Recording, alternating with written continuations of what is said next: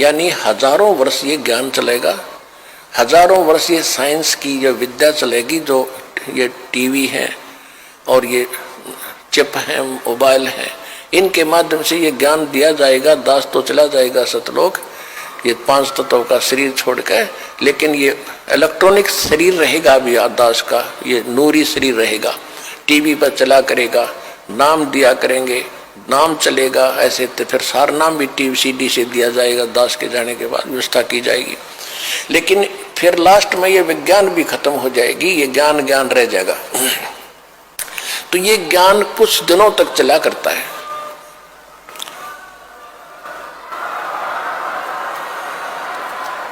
तो ये ज्ञान फिर बहुत दिनों तक सुख का सांस लेगा परमात्मा के बच्चे। और जो सत भक्ति करेंगे, मर्यादा में रह को पार होते चले जाएंगे, लेकिन सुख बहुत ज्यादा सुखी होंगे। या माया की हवस खत्म होगी और इतनी भक्ति कर लेंगे, इनको परमात्मा आपको सारी सुविधा उपलब्ध कराया करेगा। जैसे दास बार बार आपको कथा सुनाता है कि जिस समय परमात्मा के नाम से झूठी चिट्ठी लिख दी थी कबीर जी के नाम से, और 18 लाख प्राणी साधु संत आगे थे। वो साधु संत कौन थे? घर छोड़कर जंगलों में अपने गुरुओं के पास भक्ति के लिए, भगवान के लिए भटक रहे थे। वो उनकी विशेष प्यारी आत्मा थी। अब वहां उन 18 लाख को 3 दिन तक झोपड़ी में बैठे गरीब जुलाई ने, वो तो भगवान थे, लीला कर रहे थे, 3 दिन तक उनको वो भोजन खिलाया जो कभी सुना भी नहीं था उन महापुरुषों ने, भक्तों ने, साधुओं ने। और सोना की मोहर दी और दोहर दी और छक्के हलवा पूड़ी कचौड़ी जलेबी छक खाओ, छह बखाओ, दिन में भूखे मरे थे, निरे भुगड़े खानिए थे होते। तो उनके लिए जब ये लीला कर दी, पृथ्वी का को माल भी नहीं था, सतलोक से ला दिया जाता ने। तो आने वाले समय में जैसे जनसंख्या बढ़ रही है, 100 वर्ष के बाद क्या खाएंगे ये, अगर ये माहौल नहीं बदलाते? फिर भगवान व्यवस्था करेगा। आपके घर में 2 दाने होंगे, तड़के भरा पाओगा मटका, पिप्पा भरा पाओगा आटेगा, इस तरह कर देगा दाता आपके लिए। लेकिन भक्ति करवाने के लिए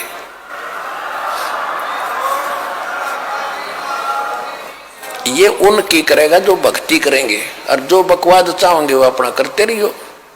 ठीक है, जैसा भक्ति भजन करेंगे उनका लाभ मिल जाएगा, लेकिन वो उसमें से खड़ी रह जाएंगे।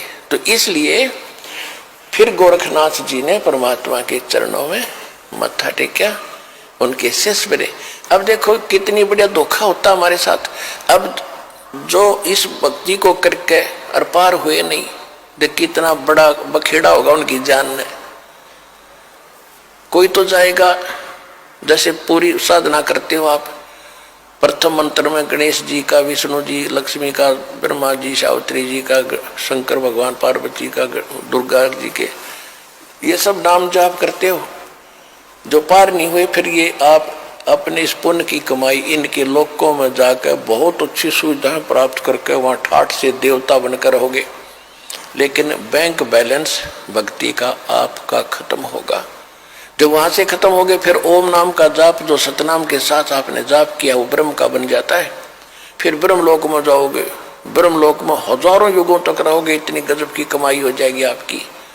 ब्रह्मलोक में जब पूंजी खत्म हो जाएगी, फिर आपको पृथ्वी पर पटकेंगे, पृथ्वी पर राजा बन जाओगे, कुछ सिद्ध बन जाते हैं जैसे गोरखनाथ जैसे, और फिर दुनिया में प्रसिद्ध हो जाते हैं। कर्म बिगड़ते बिगड़ते ऐसे बिगड़ जाएंगे, फिर गधे बन जाएंगे।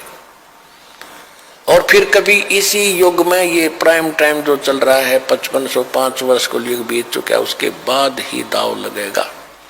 तो इस करके सावधान रहना, इस भक्ति मार्ग में विचलित ना होना।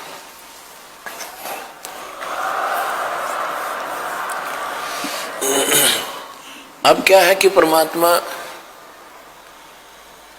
आए थे, ऐसे ही लीला किया करते थे। जिस समय गोरखनाथ हार गया और परमात्मा की लीला हुई, गोरखनाथ ने चरण पकड़ लिए, लाखों कई हजारों की संख्या में गोरखनाथ वाले और वैष्णो पंथ वाले परमात्मा कबीर जी के शिष्य हुए।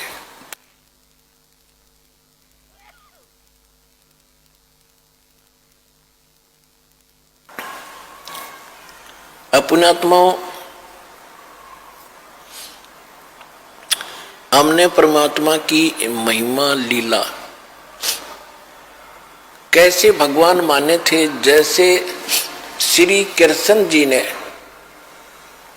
श्री कृष्ण और अर्जुन ने एक वेश बदलकर साधु संत का रूप बनाकर मोर ध्वज राजा के घर गए थे, जिस दिन वो अपने पुत्र को ताम्र ध्वज को राज तिलक करना चाहता था, और उसके उपलक्ष्य में उसने एक साधु संतों को आमंत्रित कर रखा था।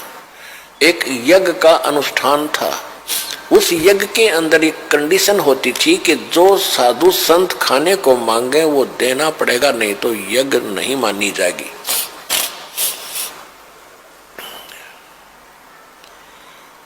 तो ये दोनों चले गए। अर्जुन के मन में एक दोष आ गया था।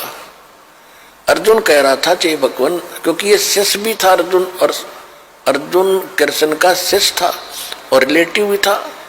तो कह रहा था जी मैं आपका सेवक हूं, ऐसा कोई और नहीं है पृथ्वी पे।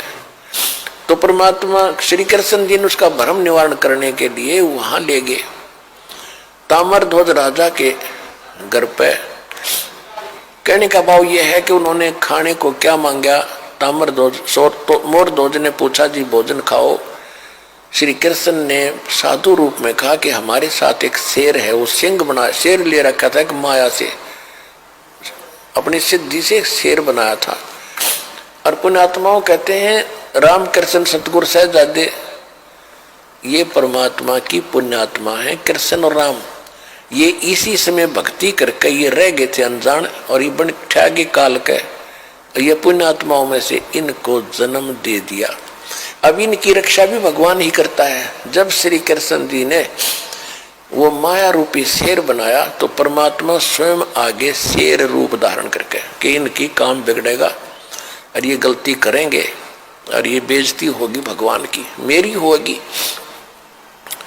तो वहां जाकर उन्होंने क्या किया कि राजा ने पूछा जी क्या खाओगे भोजन। कृष्ण जी बोले कि पहले मेरे शेर को खिलाओ, फिर मैं बाद में खाया करूं। और मेरा शेर मांस बकरे का नहीं खाएगा, पशु का नहीं खाता, ये मनुष्य का खाता है, नरभक्षी है। और मनुष्य का भी सुन ले, किसी पल्लेदार को मत पकड़ लाना, आपके परिवार के घर के सदस्य का एक का मांस खाएगा, तब हम भोजन करेंगे। ये कहने का भाव ये है, इसको ज्यादा ना बढ़ाएं। आखिर में ताम्र ध्वज को चीरने का आदेश मिल गया। बीचों बीच ताम्र ध्वज को चीर दिया, फिर उसको जीवित कर दिया, मर गया था। और इस कारण से कृष्ण जी को भगवान मान लिया। अब परमात्मा ने कितने जीवित किए आपको कथा सुनाता हूं। एक सम्मन नाम का मनियार था, बहुत ही निर्धन गरीब थे। दोनों पति पत्नी, उसकी पत्नी का नाम नेकी था, और दोनों पति पत्नी परमात्मा के शिष्य हो गए थे, कबीर भगवान के ज्ञान से परिचित हो गए थे। एक उनका लड़का था 10-12 वर्ष का, उसका नाम सेऊ था। सेऊ, शिव कहते हैं उसे, सेऊ कहा करते उसका।